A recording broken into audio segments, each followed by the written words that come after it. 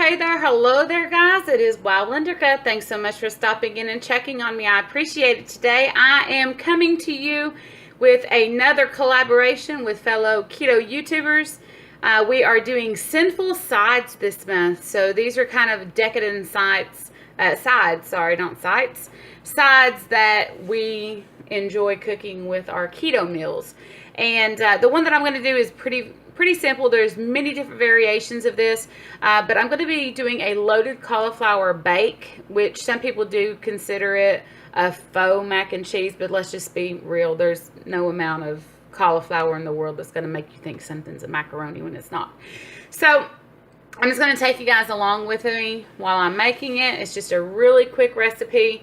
I'm going for convenience this time because, as you guys know, I work pretty long hours, pretty long days.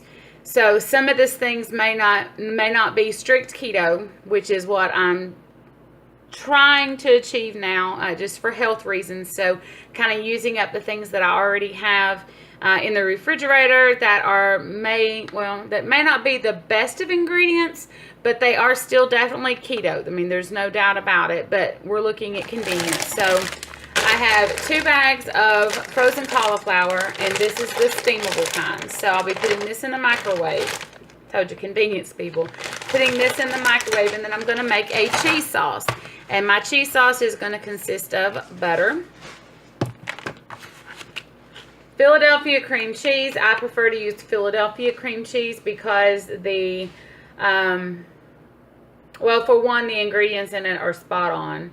And there is less than 1 carb per 1 ounce. And some of your cheaper brands of cream cheese, you know, a lot of your store brands, things like that, are 2 carbs per 1 ounce. And they add things to it that you just have no idea why they're even adding it. But I prefer to use the Philadelphia cream cheese.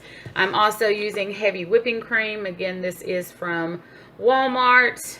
And again, this is one that I had bought prior to finding out about the carrageenan that's been in the heavy whipping cream. So this was in my refrigerator unopened. So I'm going to be using this one. And also the dreaded, oh, you all moved on me. Or I moved on you. The dreaded shredded cheese that's already pre-bagged with the potato starch.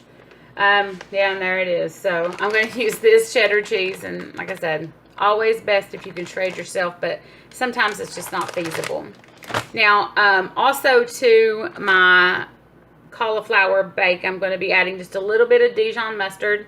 And what I like about Dijon mustard is just has the little bite to it.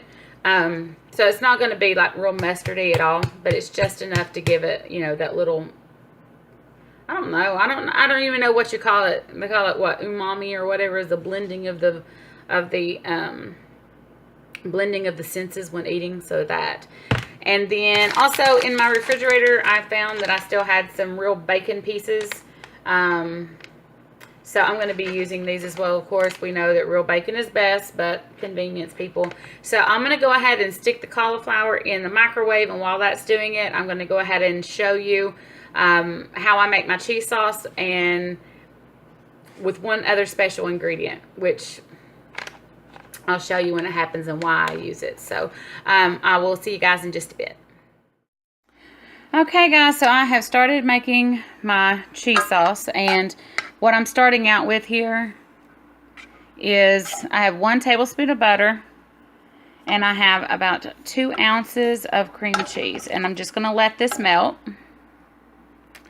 Okay, so once your cream cheese and your butter has melted or enough, what I added to the mix is I added in a half of a cup of heavy whipping cream. So I'm going to continue just to let this melt down a little bit, because you can see there still are some cream cheese chunks there. So I'm going to let this mix down. And as soon as this is done, then I'm going to go ahead and add the cheddar cheese. So I'll show you guys that in just a second. Okay guys, and I went ahead and let that, you can see the cream cheese there, and the cream has went down. I did put 1/4 of a teaspoon of the excuse me, of the Dijon mustard in there, and now I have 1 cup of cheddar cheese that I'm going to be adding to the mix. Now what you're going to need to do is just stir this until everything not cooperates, but combines into your cheese sauce. Now, what I was talking about with my special ingredient is, if you notice, the cheese here is just like cheese. I mean, it's not a sauce. And when I made this the other day, I made a chicken broccoli rice, well, it's cauliflower rice casserole, because I've really missed that. So I started making this cheese sauce. But as you can see, it's like actually melted cheese, which is not what you want when you're making an actual cheese sauce to go in something. So give me just 1 second, and then I'll show you what I have found to do. I want you to make sure you see this consistency. It's just like melted cheese. Let me get that really stirred in.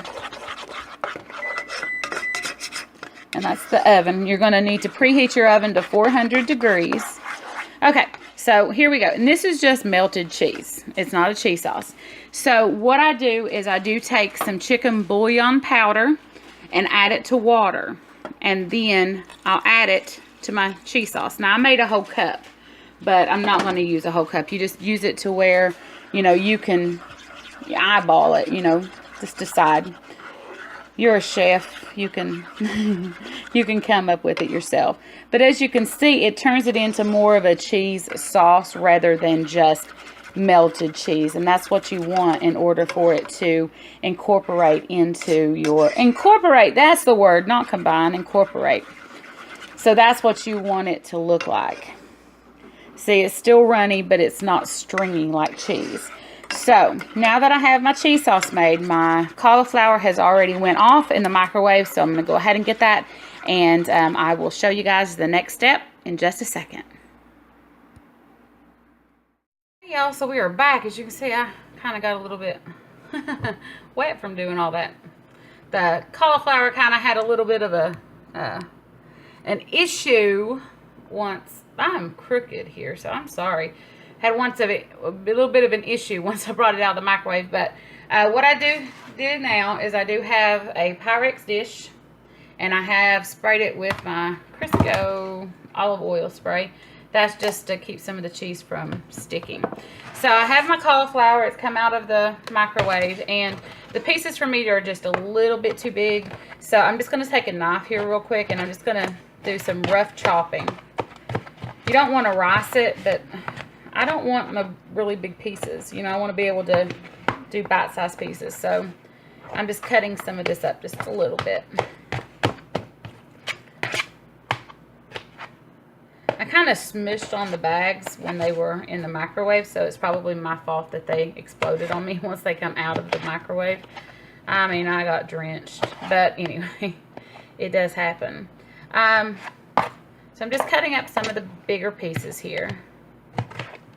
And I did strain it, or drain it, I guess you could say, after it was done, just to get rid of some of that extra water that's in there, because as we all know, cauliflower has a lot of water retention for some reason. Seems like me some days. Okay, anyway. Now, to this cauliflower, what I'm going to do is I'm going to add some pink Himalayan salt. Not very much, because in the salt and the cheese, there's a lot of salt. So we just need just a little bit of that to season the cauliflower, and then also some ground up pepper. Okay. And my cheese sauce is completely done now. And I have it sitting off to the side.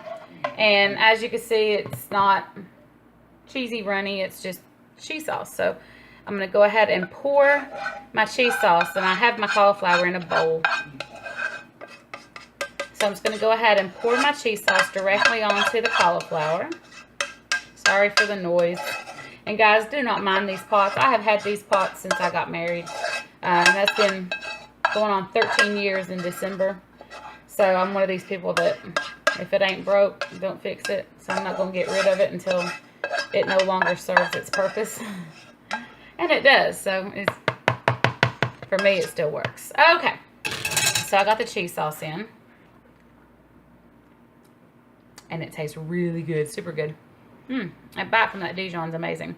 So, let me see if I can get you guys. Probably won't be able to. Well, You got a side view anyway.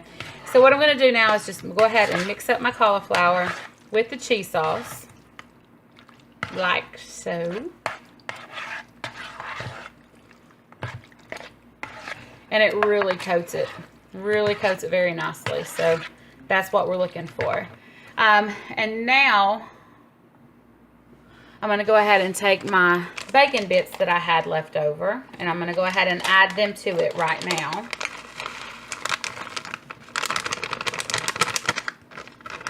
And I guess this is where the loaded part comes in. Okay, so go ahead and mix these in. And some people will put onions and, you know, I've done onions and scallions and that type of a thing, but I'm not going to do that in this one. Just because I don't have any and I don't feel like the extra carbs. And this is supposed to be sinful side, so I want something that's so fatty and just cheesy and yummo. Okay, so I got that. Let me go ahead and get my handy dandy bacon dish. Okay, and then we're just gonna go ahead and transfer it into the dish. And make sure that you get every piece of bacon, cheese, and cauliflower.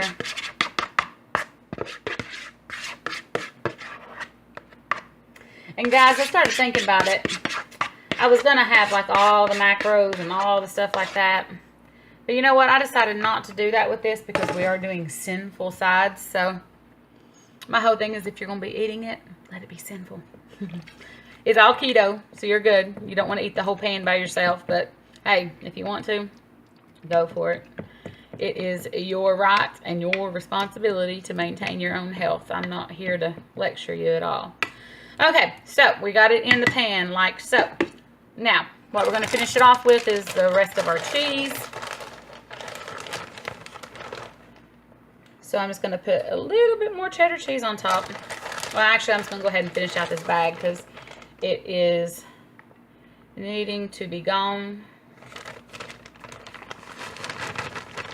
Okay. Now, if that just does not scream sinful, I don't know what does. So, one second. So there it is, completely ready to go into the oven. So I'm going to go ahead and put it into the oven for about 30 minutes. I'm going to check it at that point to see if it's done. So I will check in with you guys in just a minute.